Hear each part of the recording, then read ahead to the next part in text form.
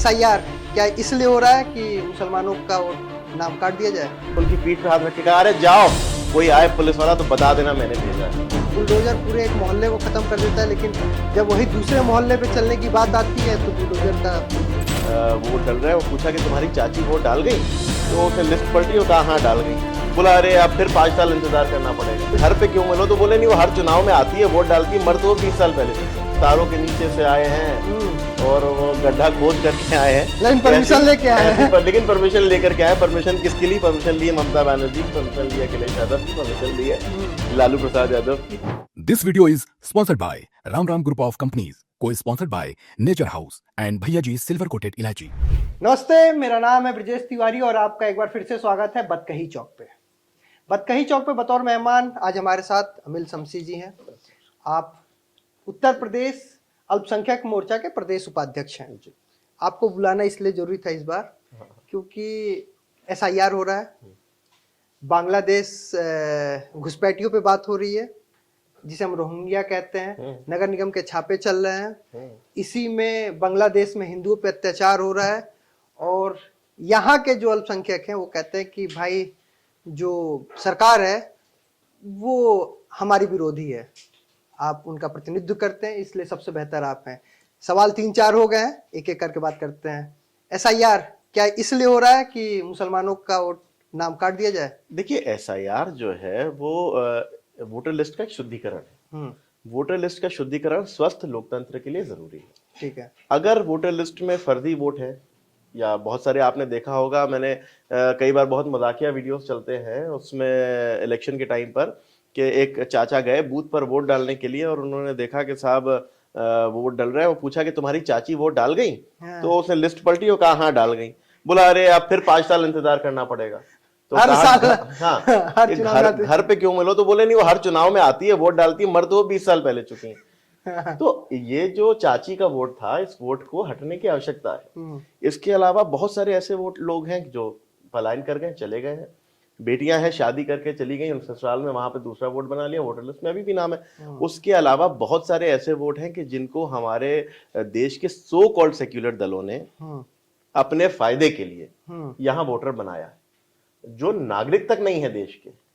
जो जैसे वो था ना, वो तारों के नीचे से आए हैं और वो गड्ढा खोद करके आए हैं, लेकिन परमिशन लेके आए हैं। लेकिन परमिशन लेकर के आए। परमिशन किसके लिए परमिशन ली है? ममता बनर्जी की परमिशन ली है, अखिलेश यादव की परमिशन ली है, लालू प्रसाद यादव की। इनकी परमिशन लेकर के आए हुए, उनको आपने वोटर बना करके रखा हुआ उनको, क्योंकि वो देखिए अगर यहाँ पर वोट बन करके हमारे देश के नागरिकों के अधिकार को खाने का काम कर रहे हैं, उनके शुद्धिकरण की जरूरत है। ये एसआईआर किसी भी सूरत में किसी भी तरह से भारतीय नागरिकों को इफेक्ट नहीं कर रहा। भारतीय नागरिकों के लिए नुकसान नहीं, बल्कि भारतीय नागरिकों के लिए और देश के लोकतंत्र के लिए सबसे फायदेमंद चीज है एसआईआर। तो क्या अल्पसंख्यकों को क्या एलर्जी इस बात से? नहीं, अल्पसंख्यकों को एलर्जी देखिए इस बात से नहीं है, लेकिन जो लोग खुद को अल्पसंख्यकों का नेता बना करके रखे हुए या अपने आप को नेता बना करके उनके ऊपर थोपे हुए हैं, जिनको हम कहते हैं सो कॉल्ड सेक्युलर दल, उनका एक सूत्रीय कार्यक्रम है मुसलमानों को डराओ यदि सत्ता में आना है।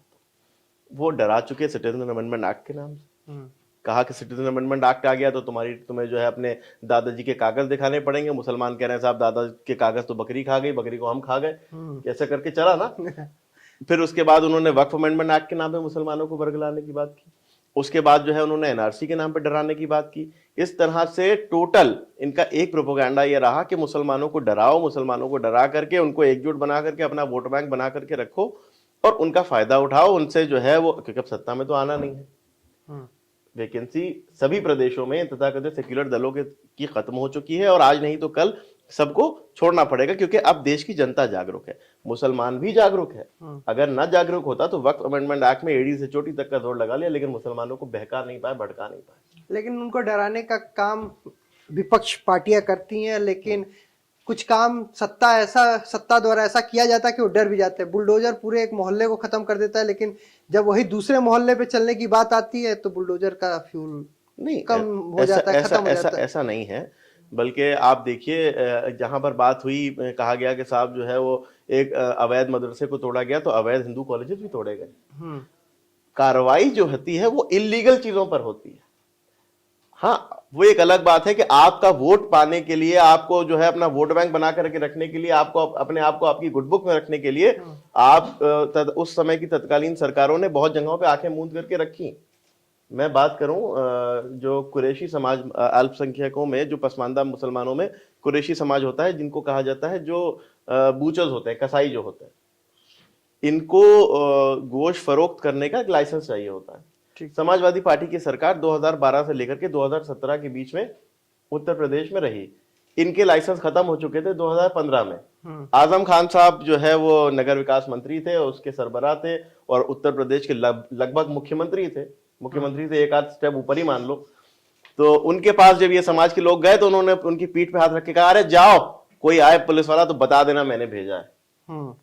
उनको खुश करने के लिए आपने उनका लाइसेंस रिन्यू नहीं किया, लेकिन दूरगामी परिणाम उसके क्या हुए कि आज जो है जब कोई लीगल वे में काम करने वाली सरकार आई तो अब उनके पास लाइसेंस नहीं है, अब वो परेशान है उस चीज के लिए। उनको नुकसान पहुंचाने का काम इन जैसे तथाकथित सेक्युलरों के द्वारा किया गया। तो इनका यही प्रोपेगेंडा हमेशा रहा है। इन लोगों को सिर्फ और सिर्फ मुसलमानों को बहकाना है, उनका फायदा नहीं करना है, उनको थोड़ा सा नजदीक का फायदा दिखा करके उनका दूर का नुकसान कराना।